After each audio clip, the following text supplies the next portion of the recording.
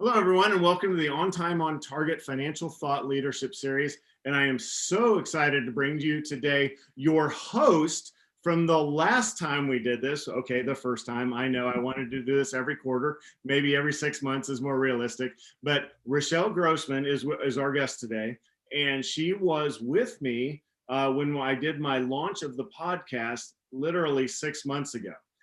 So that's the voice that you heard then, or video if you caught us on Facebook. But I wanted to bring her back as a guest, not only because we worked together in a couple different ventures, but when you hear her story, you're going to hear passion about what she does, trying to make the world a better place, and always kind of on the move, in addition to being, super mom, and making the world a better place. So with that, Rachelle, thank you so much for being on the show today. Go ahead and start with, introducing yourself to our audience and tell us a little bit about your backstory. Well, it's good to see you. It's been a minute, so Happy New Year. Thank you very much. Thanks for having me. Super Mom probably is the one title that I am most proud of. And well, I think because of Super Mom, or just the fact that I had 3 kids in 16 months, my career has been one of, the buzzword of 2020, pivot and change, and just figuring out how to use your skill set. Of course, not only to have your own fulfillment, from a professional standpoint, but like you said, to make the world a better place. And somehow I landed in a pretty fun sweet spot here in Austin, Texas. Well, I agree with you. This is the most amazing place to be. We chose this out of anywhere in the world when I retired from the military.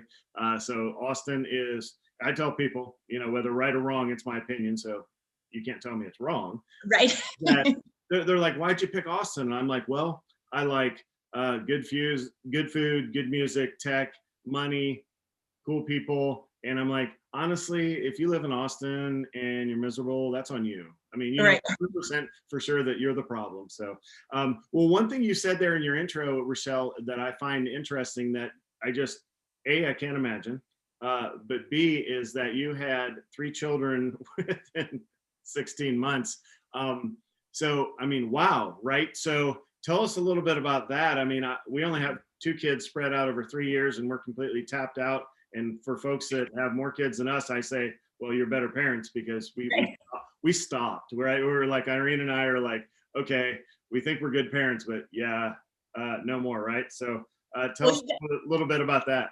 Yeah. Well, I got the 2-for-1 special. So I bought one, got one free. So it wasn't planned that way. But no, life is just funny. And I'm knocking on 50 over here. So was a news anchor. Was one of those fortunate people that really from a young age, I knew what I wanted to do. Like I would watch, Deborah Norville and even pre-Katie Couric. So I guess it would be Jane Pauley when my mom was watching the Today Show. And I remember saying, oh, I'm going to do that. I'm going to be that. So it's what I went to school for. Got my broadcast journalism degree. And at 20, got my first job. Way not qualified, but in a little tiny town in Clarksburg, West Virginia, they ended up hiring me for a whopping $12,000 a year. Right. It was not legal. I couldn't drink yet, but I was degreed and I was delivering this small town their news. I loved it. The news business is one where you really do have to cut your teeth in a small town. And it's a good thing that, in today's digital age, the 3/4-inch tapes that we recorded on, you really can't find them except in a box in my garage. So I was grateful for that. Well, you make mention of an interesting point there. And I think, maybe, but you'll tell me how much the world has changed because I have 2 daughters. They are, I think, little mini entrepreneurs and they love being, in front of the camera and they're always doing, I say market research or jacking around on TikTok or whatever. Right. Producing content, right? And it seems like just a different world that today's youth is now always in front of the camera. But back in our day, if you will, it seemed like it was so tough to break into that industry. And then I didn't even know the West Virginia part, but you ended up in Florida, right? Right. And so tell us about your broadcasting career and kind of, how did you move up that ladder? And is it different now or is it really the same? It kind of is. So, anybody that goes to school now and media has changed so much over the last 30 years because everything you can do on your phone. So where we would have to have these super heavy cameras and have these prearranged interviews, anybody with a phone can really be a journalist and tell the story. Now, hopefully you have integrity and some writing skill set under your belt. But no, for me, graduated college a little bit early. And in order to get that first job, I grew up very blue collar. So I didn't know anybody. It was literally me going to the post office and shucking out VHS resume tapes. I remember I was waiting tables at a tavern, but it was a restaurant in Atlanta in the Phipps Plaza. I had an internship there. And I remember my very first news director told me, I did this one piece for the PBS station in Atlanta, and I got that opportunity because I was personable when waiting on a table of PBS executives at this restaurant. So this whole thing, they had just asked, you've seen PBS people pitching, if you like public broadcasting, send us your money and you'll be able to see more stories like Rick Steves. Yeah. I, for no money, just said, sure, I'd love to do that. It showed that I could think on my feet and not talk scripted. So I decided to put this little piece on my resume tape, and I had sent out hundreds and really a lot of response. But once I added this little piece to it, I ended up getting my first job offer. And that was, I remember the news director's name, Tom Kilkenny, in Clarksburg, West Virginia.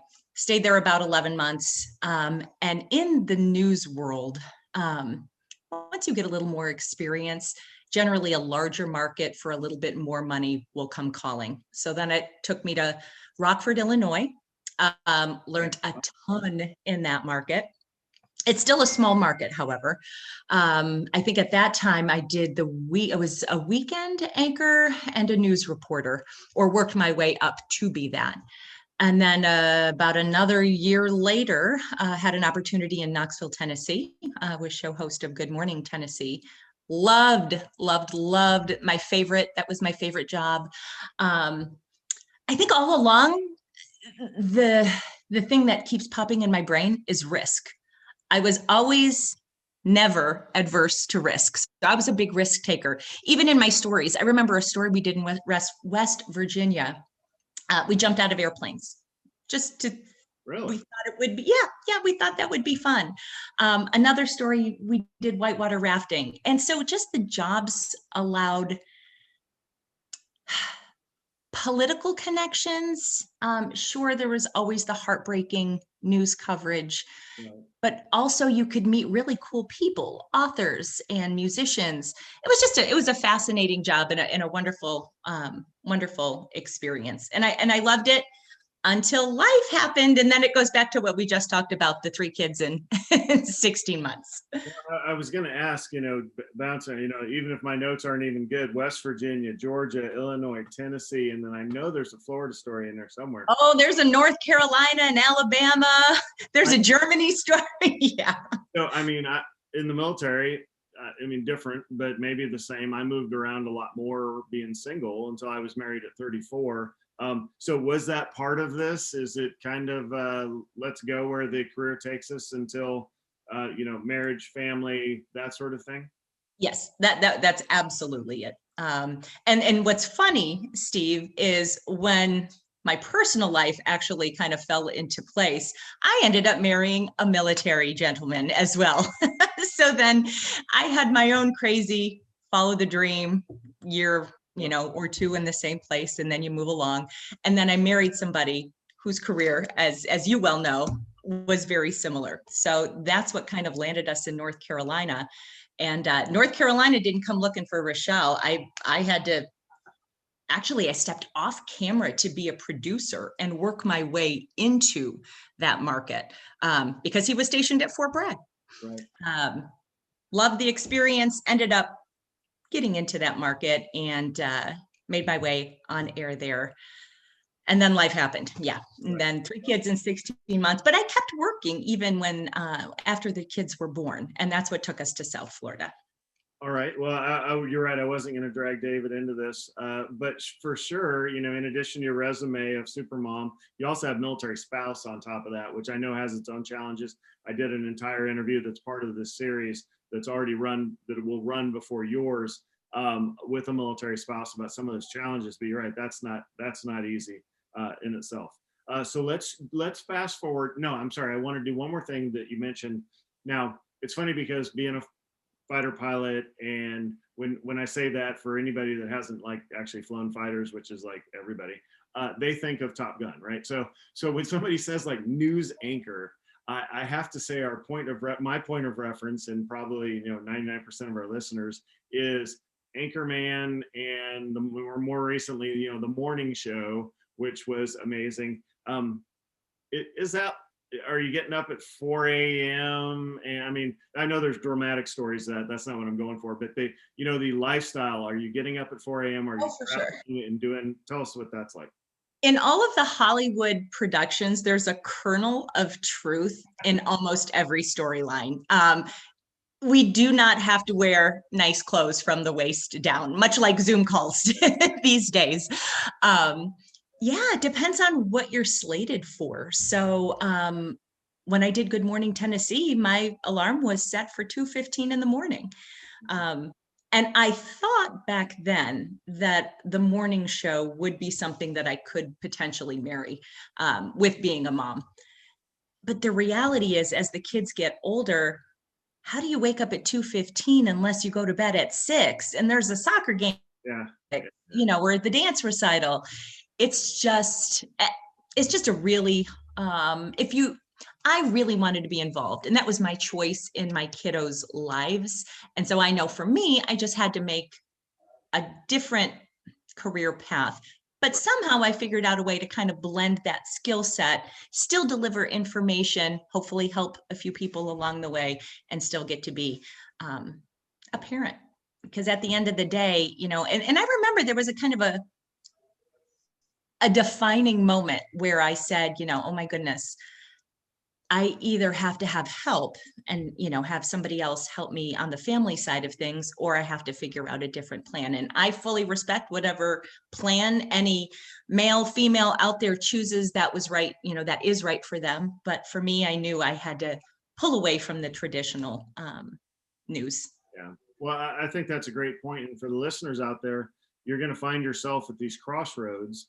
There's the do I or don't I start something, but then once you're into something, there are certain pivots that are going to happen, or you need to make choices along the way. And you're right, it can be difficult. So listening to Rachelle's story is one of those of, do I continue on this path I've been on, or do I go down this path, and how's it going to look in 5 or 16 or 18 years, when you're back to empty nest things. So those are decisions, and those are conversations Irene and I are having now with, being 5 years out from an empty household. It's like, have we forgotten what life would even look like without having the kids around, right? So, I got 3, my friends, so I'm right there with you. So I understand. We have sophomores. Yeah, not to get personal, but I mean, gosh, does it seem like you're spiking the football and going, I'm complete? Like, yes, I've won the game, or how does, or being that close, or how's it feel? It's really a mixed bag, because there's still work to be done in terms of parenting. There's still lessons that I feel like you want to teach. As they get older, you become less of a parent and more just really enjoy being around human that they've become. So there's definitely less of the the parenting that you do when they're early, the cutting the steak, the making sure they brush their teeth, the going to bed on time.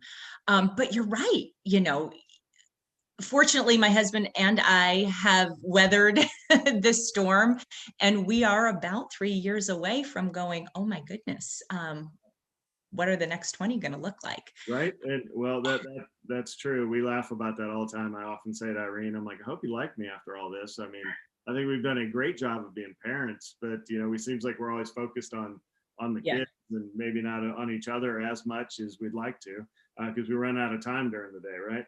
But With your seasons, Steve, I was just real quick. I was just going to say seasons, and I feel like if we've held on this long, through this long season, the eternal optimist in me says, "Yeah, we're going to be all right." yeah, exactly. So, well, let's pivot into some of the stuff you're doing right now. So I know about a little bit, but I want you to tell the viewers about real-time roundup with Rachelle. Plus, we're involved in a project together, and I know you have another project. You probably have 7 more projects I don't know about. But tell us what you're up to now, and if you can tie in, how that all kind of played out, through, relocating and bringing up kids, or whatever you feel like sharing as far as how you got to where you are right now. For sure, for sure. So once I decided to step out of, I guess, traditional media, I would still freelance write. And if I were to have one piece of advice for everybody, either if they're involved in journalism, find one skill set that you can take no matter where you live, no matter what your life situation. I was able to, and I'm somebody who loves to work. So I was a stay-at-home mom, but when the kids were sleeping late at night or in the morning, I would freelance write. I still love to write. It's just something I love to do. That skill led me opportunities in the magazine business. And I bring this up because what I'm doing right now is I'm a franchise, but I'm an owner and publisher of a couple of different local publications here in the Austin, Texas area. I write the stories, but since I'm also the owner, we also find the advertisers for the stories. We have a content team who decides what the monthly content is going to be. The fact that I was able to write for those magazines, leaving the broadcast world really through a series of steps led me to this. Right. And the RealTime Roundup show, which really is a Facebook and Instagram social media talk show, I decided a couple years back, because I had all that broadcast experience, why not use this as a platform either to help promote some of the business clients that I work with, because they're all doing really cool things, or maybe the nonprofits that are doing some amazing things in the area, or maybe the chambers of commerce, just to help them get the word out. So somehow through all of this, through the print publication, through the digital media, I found a way to kind of blend it all together, and really using the skill sets that I went to college for, but at this point, they're in just inherently me, who I am. Yeah, well, I mean, you bring up an interesting point there with which I hadn't really kind of thought about before, but you're right. That one skill set that goes through. I know there's a term out there, the test of time, but Yeah. you're right. It's one thing you keep going back to, and I was thinking about that for myself. And it's like, yeah, but exactly. There's that one theme that seems to always be there, that led you into doing the projects that you're doing now. And I will say, from following real-time roundup with Rachelle, is first of all, when I saw your studio, I was like, okay, I got to up my studio game, because it's like it was amazing. So that was like right at the beginning of COVID when we started. Was just before COVID we started working together on one of the magazine projects, and I was like, oh, okay, cool. It's like I definitely need a home studio, for sure. So it was very cool to see how you had your setup there. And then also you were out on the road interviewing different folks. So how do you find folks for real-time roundup with Rachelle, or do they find you? Yeah, it's a combination of things. On the business side of what I do through the monthly publication, I just have tons of businesses as clients. And they're fascinating. So whenever, and probably through my decades doing television news, you always kind of know when something is seasonal or timely, or that other people would want to know about it. It's when you're having a conversation with someone, you're like, okay, wait a minute, what'd you just say? It's those moments. Yeah. So either I'll reach out if I'm having one of those moments and I'm like, hey, that's really cool, I think others need to know about that. Or they'll reach out to me, which I welcome as well. Well, from your content, it seems like and I mean this in a positive way, it's eclectic or all over the place, but there's always something different, I guess, is my point, is what I mean from a positive way, is, from one week, it goes from one theme to a different theme, and it's really cool. And I do think, the different folks you've had on in the Cedar Park, North Austin / area, that is very cool. So in the future of Rachelle, are we continuing with the real-time roundup and on the magazines, or what other cool projects that are you involved in, or where are things going? What do you feel like sharing with us today? Oh, for sure, for sure.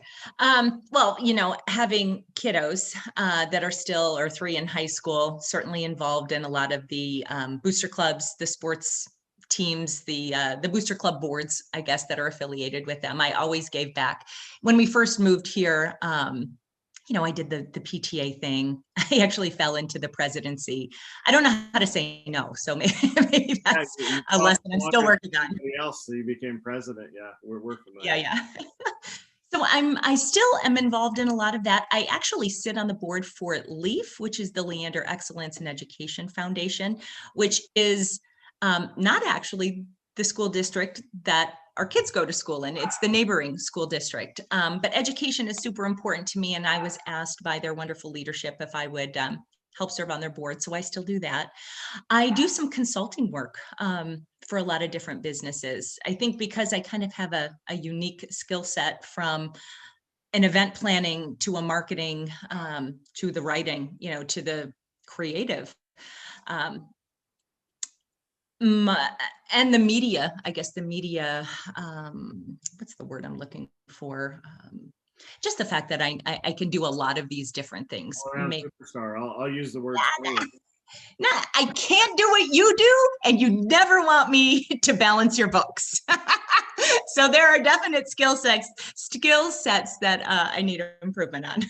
That's easy to hire out, right? You can outsource the accounting piece. So, Yes, no, I need you, and I need the accountant and the CPA. That's not it. I'm not.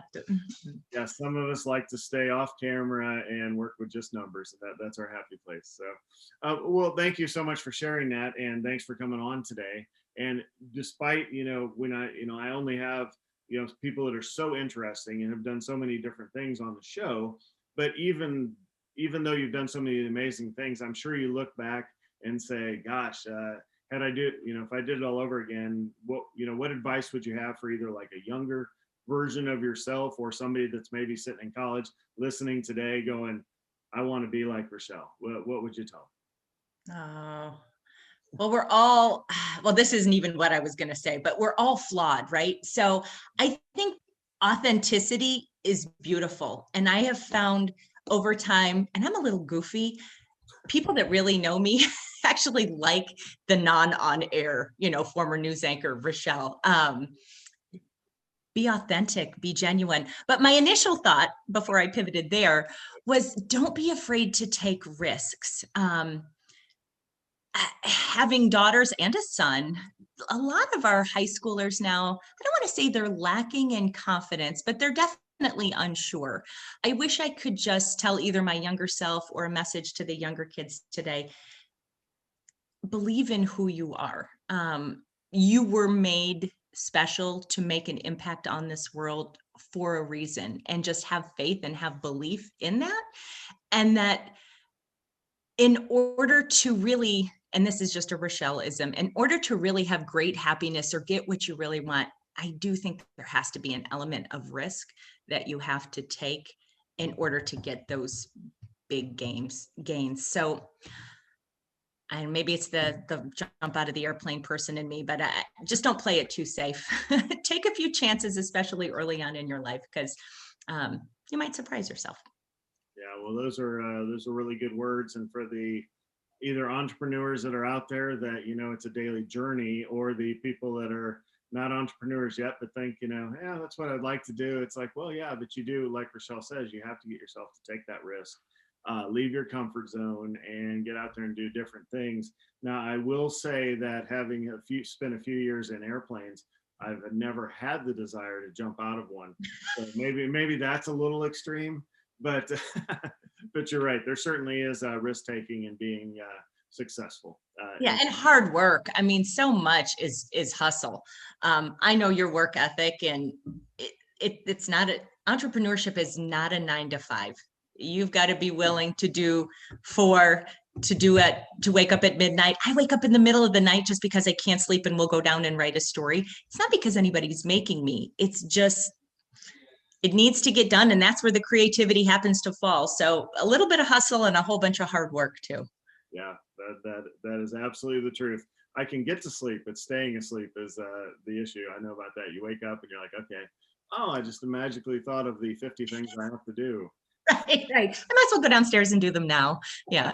Yeah, because I'm not sleeping, because I'm thinking about busy Right. thinking about that stuff. So, okay, well, I know there's people out there that are listening that are like, okay, this is an amazing person. I want to interact with her, or at least, social media wise. So what would you like to, and I'll put whatever you say here in the show notes, but what would you like to offer up for folks that want to follow Rachelle or something like that? Yeah, certainly, certainly. I think the best way for folks to connect with me would probably be through that RealTime Roundup social media talk show. There's an IGTV channel as well, but it's real, REAL dash time. I get that wrong. It's RealTime Round dash up with Rachelle. All You right, can find me on Facebook. Get something close and it'll pop up. get you close enough. All right, well, I will put that in the show notes for everybody out there. And Rachelle, I know you're busy. Just getting an hour of your time is a sacrifice of your hour not being put towards your family or towards your other things. So thank you so much for being on the show today. It's my pleasure. Happy Friday. Hope you have a great evening, Steve. Good to see you. Yes, thank you so much. So for listeners out there, that's all we have for today's show. Please reach out to me at Steve at ototnow.com if you have questions or comments. Thanks again for joining Rachelle and I. And here's to you fighting the good fight every day to be on time, on target with your financial goals. Thank you.